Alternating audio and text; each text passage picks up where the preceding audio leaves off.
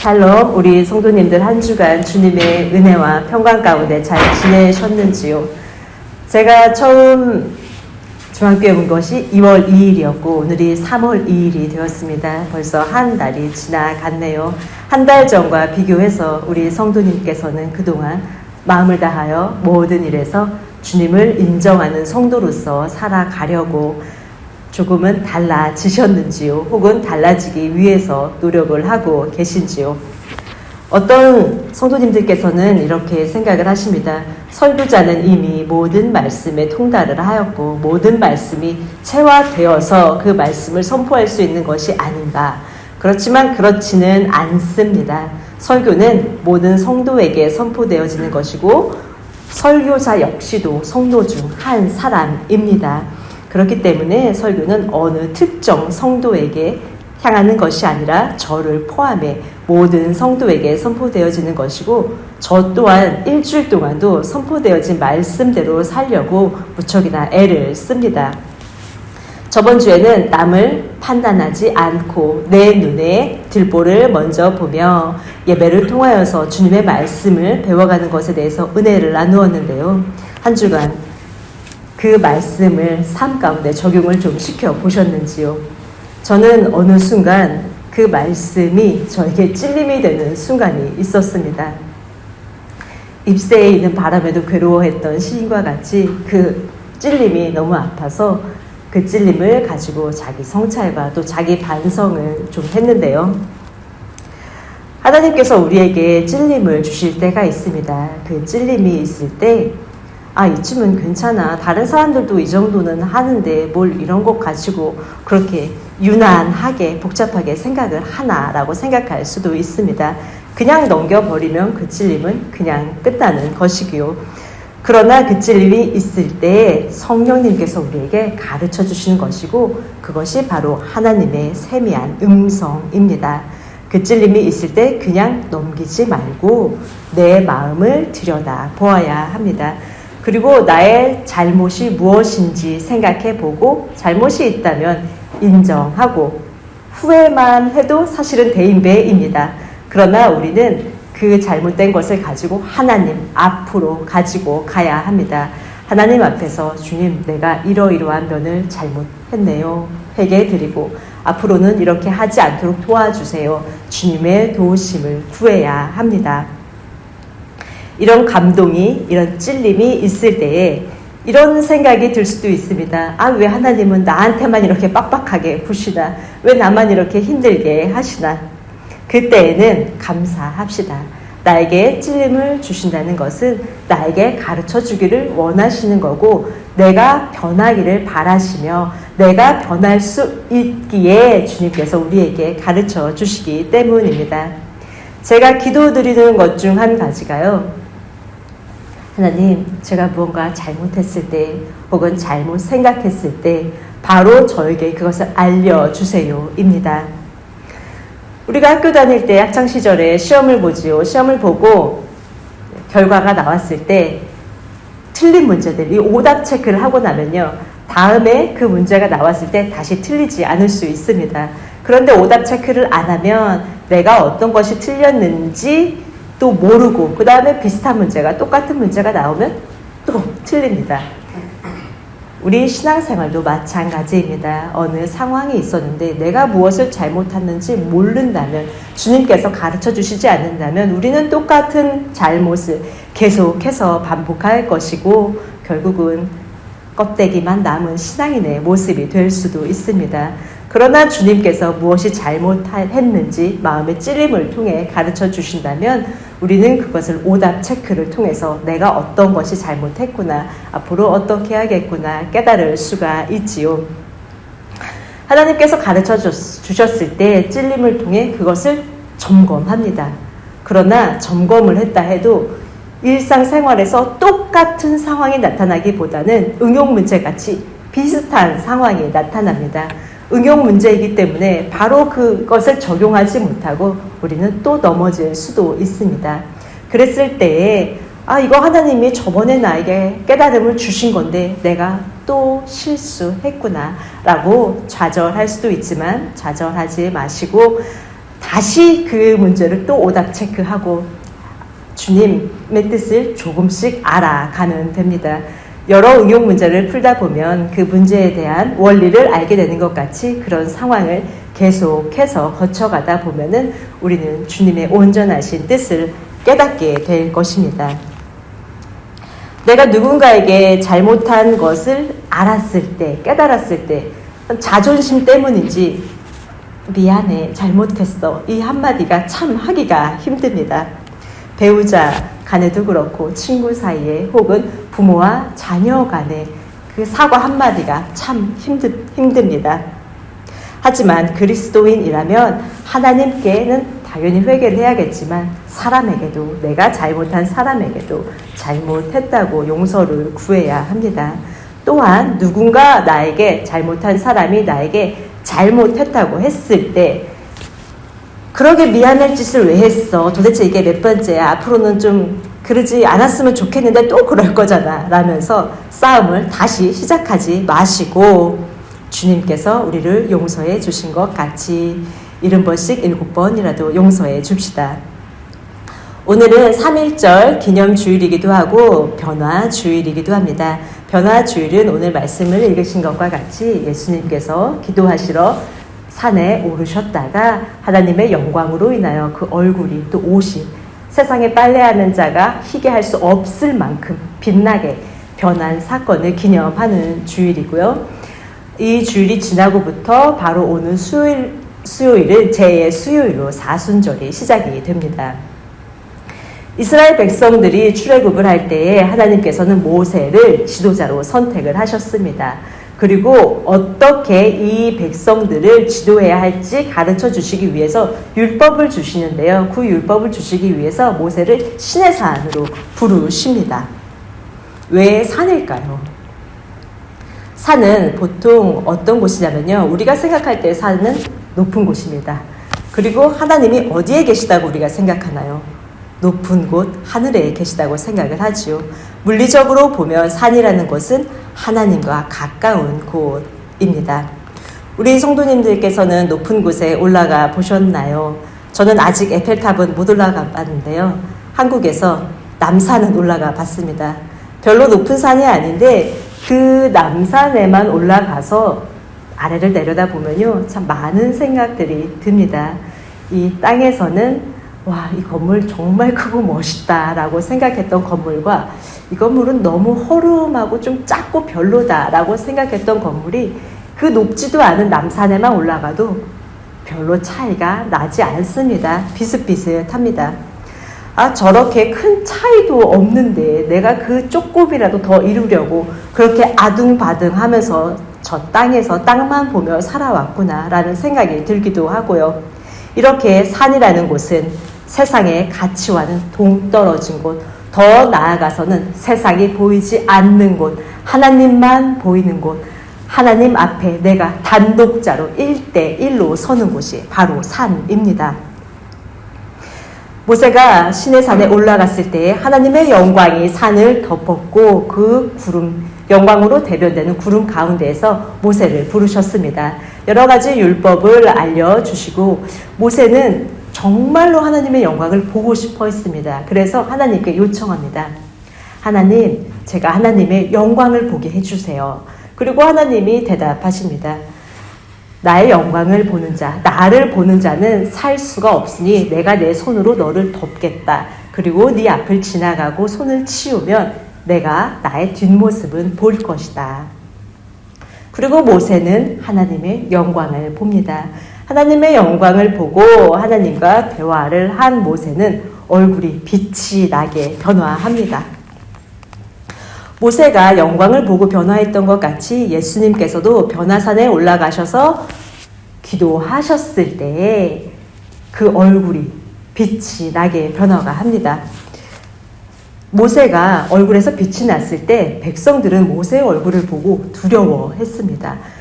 두려움 때문에 모세에게 가까이 갈 수가 없었고요. 모세는 백성들이 두려워하니 먼저 백성에게 나아가고 모세가 먼저 가니 백성들도 다가왔고요.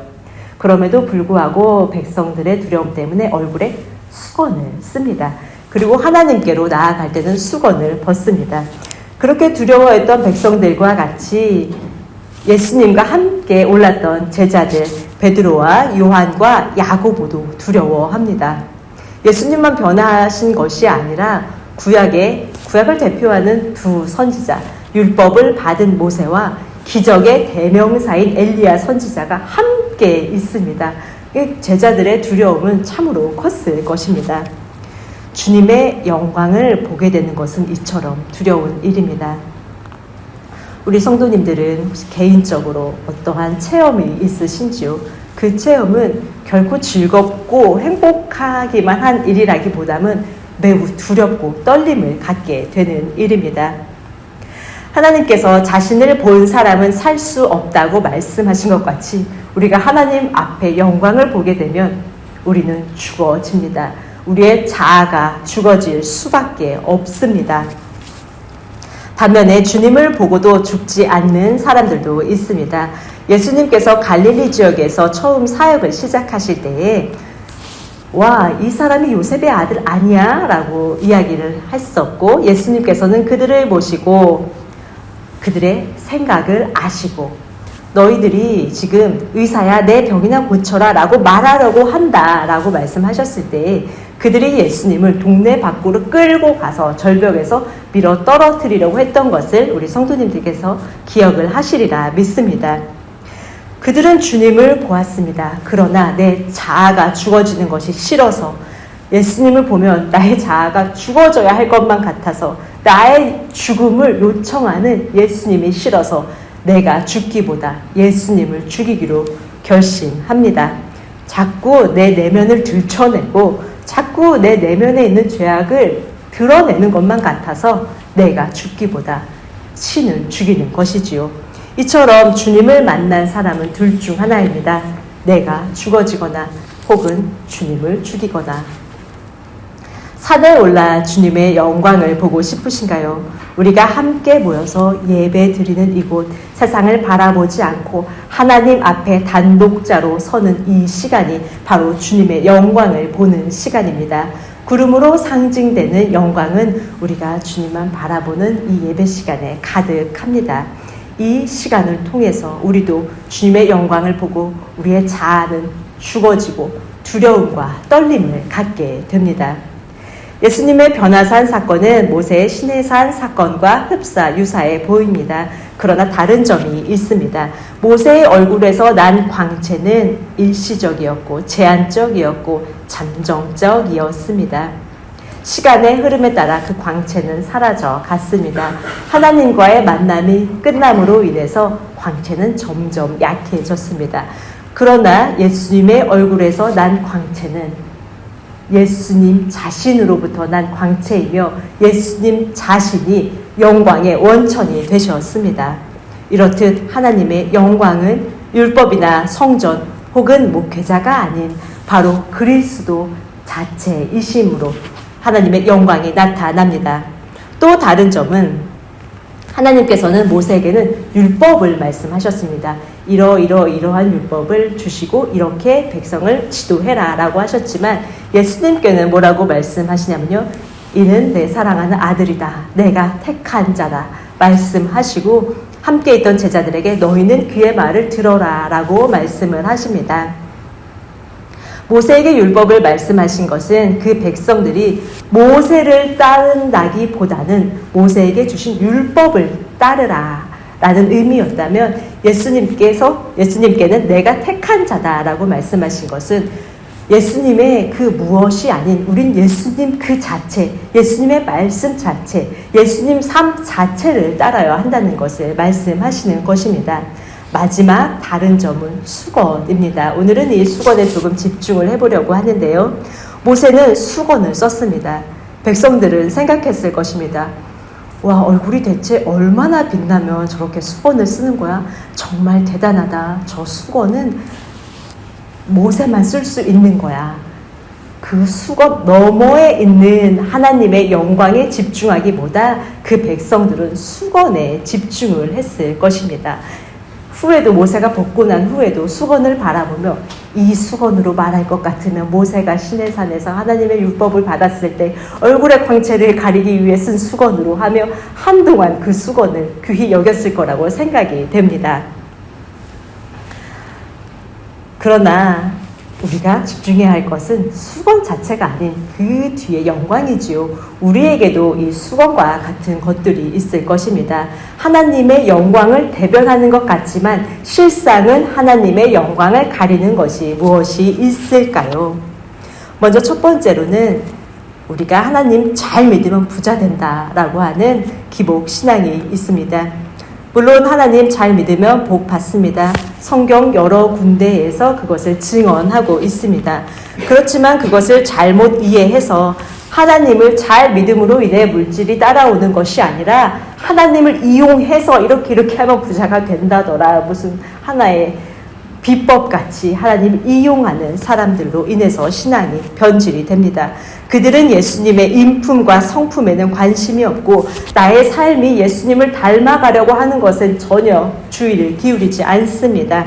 겉보기에는 기독교인처럼 보이지만 실질적으로는 재물을 섬기는 만몬교인입니다. 사도 바울과 구약의 선지자들이 부유하게 살았나요? 그때뿐만 아니라 지금도 선교지에 또 지방교회에, 지방에 있는 교회에 수많은 목회자들이 재정적으로 어려움을 겪기도 합니다. 또 하나님을 정직하게 믿고자 하지만 물질적으로 넉넉하지 않은 성도님들도 계시지요. 그러나 그들이 주님께 복을 받지 못한 것일까요? 복이라는 것은 물론 물질적인 복도 여러 가지 복의 한 단면이긴 합니다. 그러나 그 복이, 물질적인 복이 그 모든 복을 대변하지는 않습니다. 가장 큰 복은 하나님께 가까이 하는 것이 가장 큰 복이기 때문입니다. 어떤 간증들을 보면 내가 하나님께 이렇게 했더니 이렇게 복을, 물질적인 복을 주셨다라는 간증들이 있습니다. 물론 그 간증들이 그 간증자 분께는 귀한 간증이 맞습니다. 그렇지만 우리가 그런 것들을 볼 때는 그것만이 복의 전부처럼 여겨서는 안 될 것입니다. 또 다른 수건, 하나님의 영광을 가리는 수건으로는 성공주의, 스펙타클의 신앙, 성공신앙이 있습니다. 제가 존경하는 은사님 중에 한 분 목사님이 계시는데요. 그분의 아들이 태권도 선수거든요. 태권도 대회를 나가면 겨루기를 하고 이깁니다. 이기면은 그 아드님이 무릎을 꿇고 거기서 기도를 드립니다. 그거를 바라보는 사람들은 이 목사님의 아들이 정말 믿음이 정말 좋구나. 어릴 때부터 얼마나 교육을 잘 받았을까. 정말 대단하다라고 이야기를 합니다. 그렇지만 정작 제 스승님 되신 그 목사님께서는 아들을 불러다가 이렇게 말씀하셨습니다. 경기에서 이겼을 때 무릎 꿇고 기도하지 마라.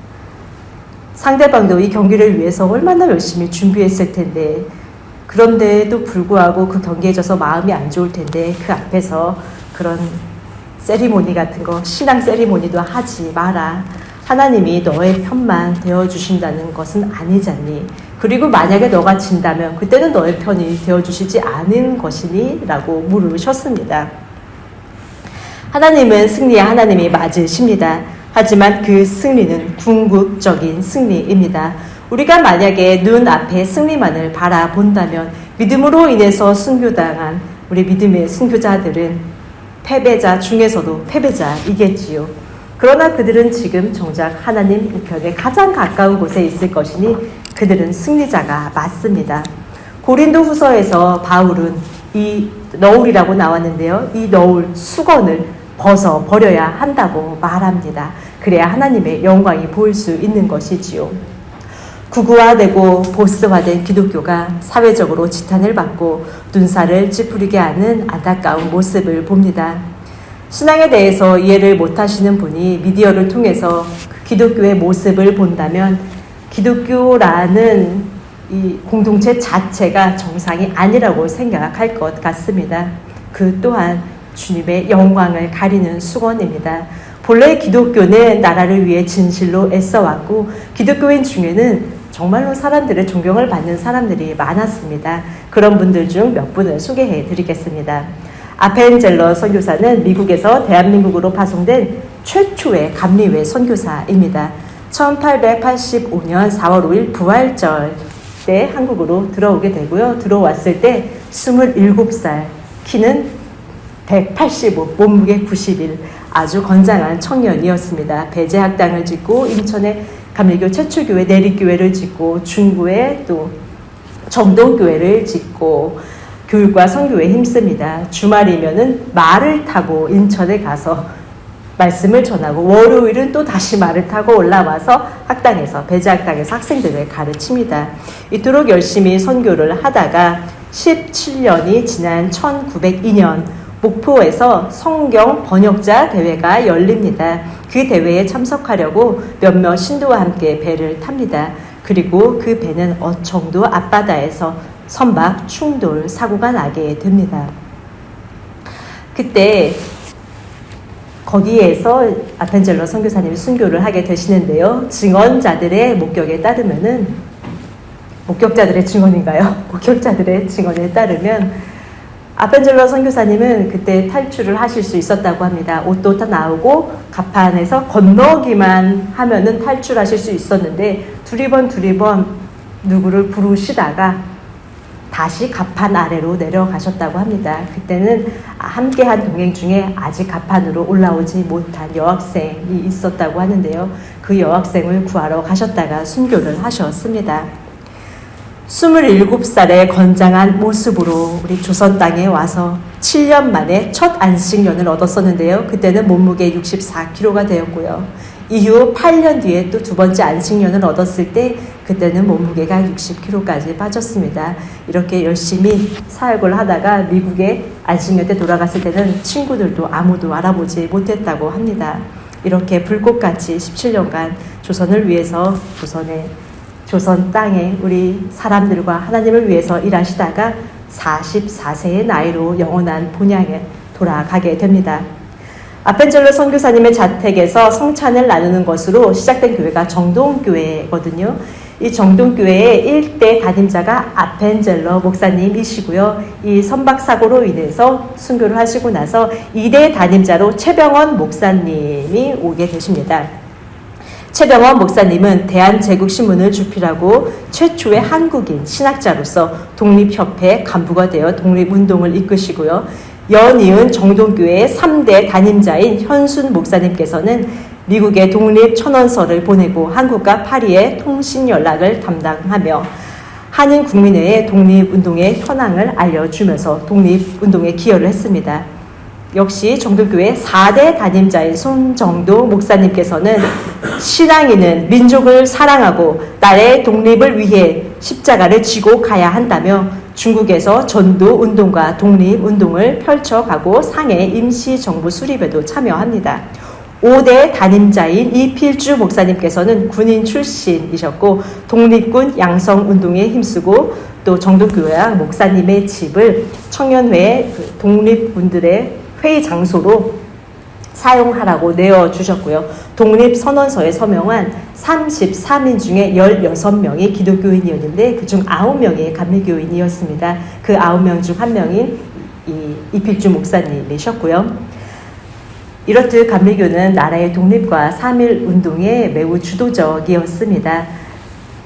아펜젤러 선교사님과 함께 온 스크랜턴 선교사님이 있으신데요. 스크랜턴 선교사님의 부인분이 이화학당을 세우시고요.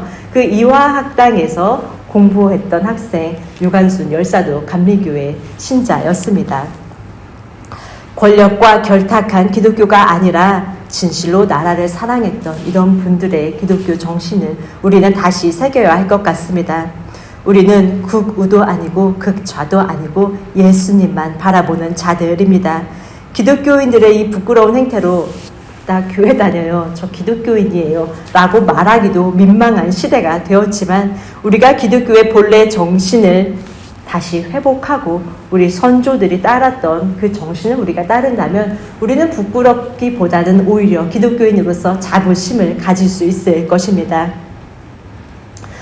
또 하나님의 영광을 가리는 수건으로 은사주의도 있습니다.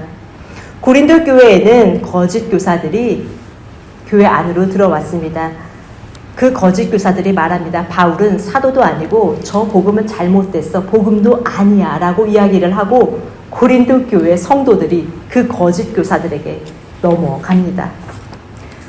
바울은 그 소식을 듣고 고린도 교회에 찾아갑니다. 그래서 그 거짓 교사들이 한 말이 잘못되는 것을 설명을 하는데도 그 교인들이 바울의 면전에 대고 당신은 사도도 아닙니다.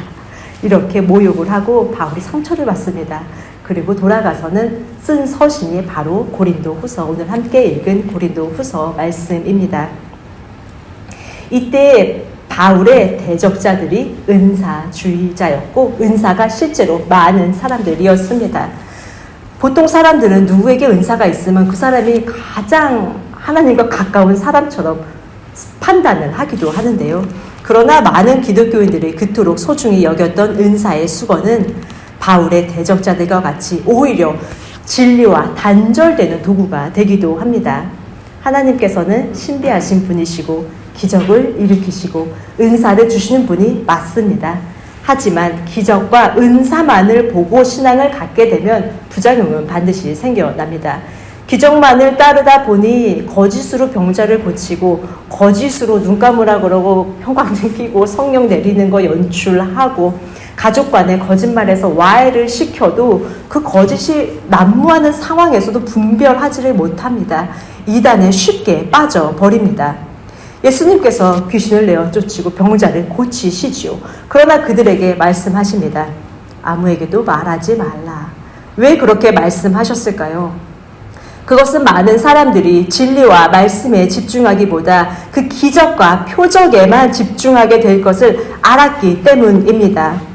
바울도 고린도후서 12장에 보면 천국에 갔었던 경험을 이야기하는데요. 그게 당사자인데도 본인이 갔었는데도 내가 갔었다라고 말하지 않고 내가 3000층에 갔던 한 사람을 안다라고만 이야기를 합니다. 어떤 사람들은 내가 하나님의 음성을 들었다라고 말을 합니다. 그러나 그 사람의 삶을 보면 진짜 들었는지 안 들었는지 압니다. 삶을 보았을 때 미워하고 분열하고 무정하고 원통함을 풀지 아니하고 절제하지 못하고 사납다면 그것은 하나님의 음성을 들은 것인지 누구의 음성을 들은 것인지 알 수 없지요. 그 나무가 맺는 열매로 우리는 사람을 알 수 있습니다. 정말로 진실로 하나님의 음성을 들은 사람들은 주님의 영광을 보고 백성들이 두려워했던 것 같이 제자들이 두려워했던 것 같이 두려움과 떨림을 갖게 됩니다. 그리고 그 두려움과 떨림으로 삶의 변화가 일어나게 됩니다. 굳이 무슨 말을 하지 않아도 다른 사람들도 알게 됩니다. 어떤 분들은 성경을 연구하고 성경대로만 설교하시고 선포하시는 분들이 계십니다.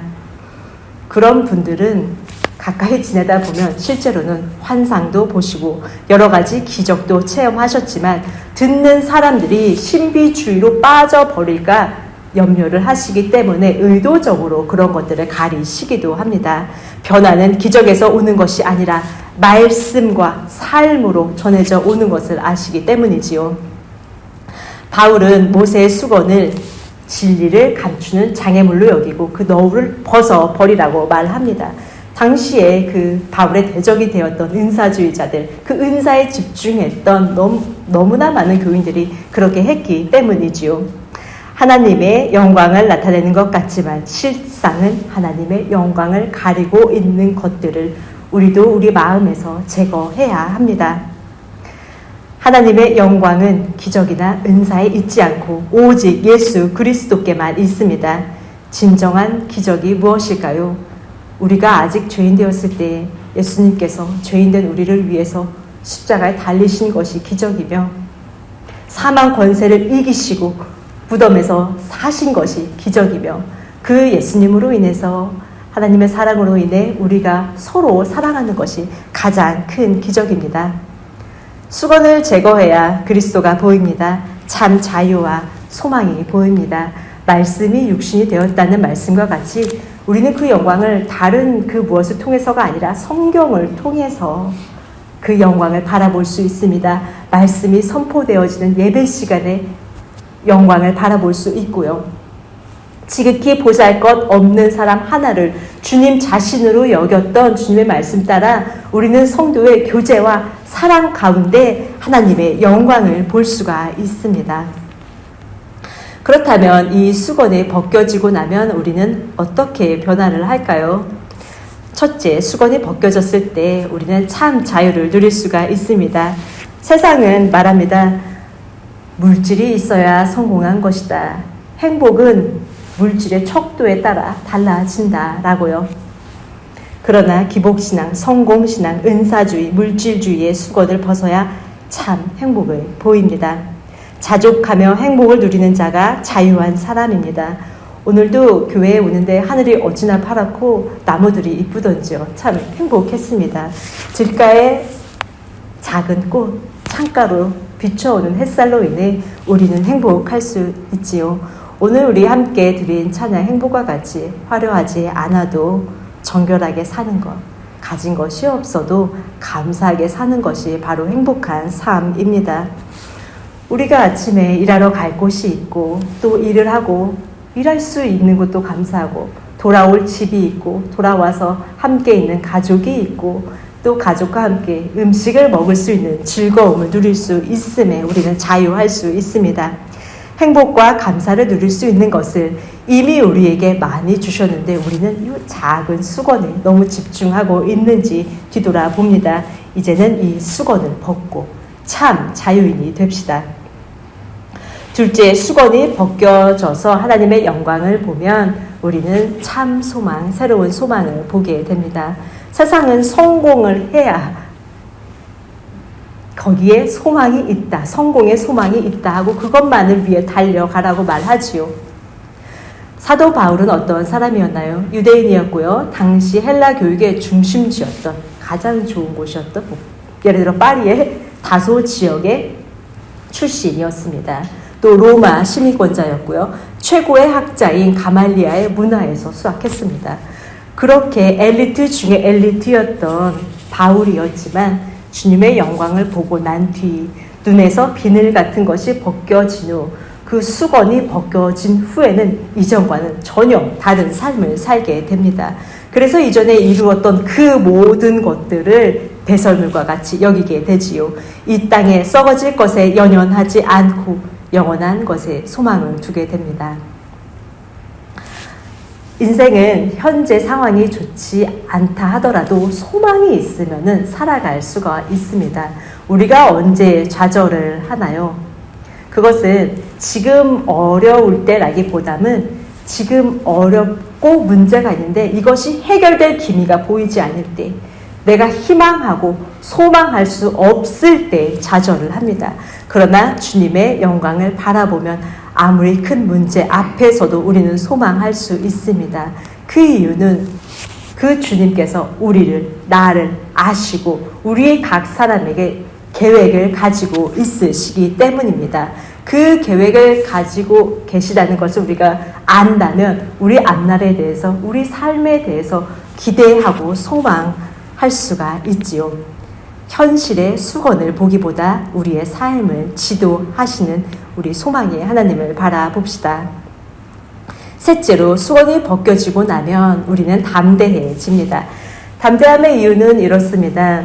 주님의 영광을 보면 두려움을 갖게 되지요. 그 두려움과 떨림으로 우리는 주님께 순종하게 됩니다. 주님의 눈치만 보게 됩니다. 세상을 살아감에 있어서도 정직하게 살아가게 됩니다. 정직하게 살아가면 담대함이 생깁니다. 어떤 사람을 대해도 담대하게 되지요. 두려움으로 시작했던 것이 반대로 담대함에 이르게 합니다. 이런 정직한 사람들의 담대함을 보고 어떤 사람들은 이 담대함을 흉내내려고 애도 씁니다. 가끔 청문회 같은 거를 보면 정직한 사람과 정직한 사람의 차이가 좀 보이기도 하는데요. 정직한 사람들의 담대함을 흉내내려고 하지만 그것은 뻔뻔함으로밖에 나타나지는 않습니다. 이 담대함은 또한 강하기만 한 담대함이 아니라 겸손하고 부드러운 담대함입니다. 주님의 영광을 보는 사람들은 겸손해질 수밖에 없습니다. 왜냐하면 내 공로가 하나도 없고 이 모든 것이 그저 나에게, 죄인된 나에게, 내가 죄인 되었을 때에 주어진 은혜구나라는 것을 깨닫기 때문에 겸손할 수밖에 없습니다. 그렇기 때문에 자기 의에 빠져서 남들을 공격하고 비난하기보다는 겸손하고 부드러운 진정으로 강한 담대함을 갖게 됩니다. 말씀을 정리하겠습니다. 이스라엘 백성들은 오랫동안 그 수건에 집중해 왔습니다. 그러나 우리가 집중해야 할 것은 그 수건 너머에 있는 주님의 영광입니다. 그 수건은 물질주의가 될 수도 있고 또 기복신앙, 성공주의, 은사주의, 또 각자 생각하는 여러 가지 것들이 있을 수도 있습니다. 우리가 이것을 버려야만 우리가 하나님 안에서 참 자유와 참 소망과 담대함을 갖게 됩니다. 우리를 변화시키는 것은 목회자도 기적도 아닌 바로 그리스도의 능력입니다. 그리스도만이 우리를 점진적으로 영속적으로 변화시킬 수가 있습니다. 그리스도를 통해서만 우리는 점점 더 큰 영광으로 나아갈 수가 있습니다. 이 변화주일, 변화산에서 변화되신 그리스도와 같이 우리도 주님만의 영광을 바라보며 참 그리스도인으로 변화되어지는 저와 여러분이 되기를 예수님의 이름으로 축복합니다. 아멘. 잠시 말씀을 생각하시면서 기도 드리시겠습니다.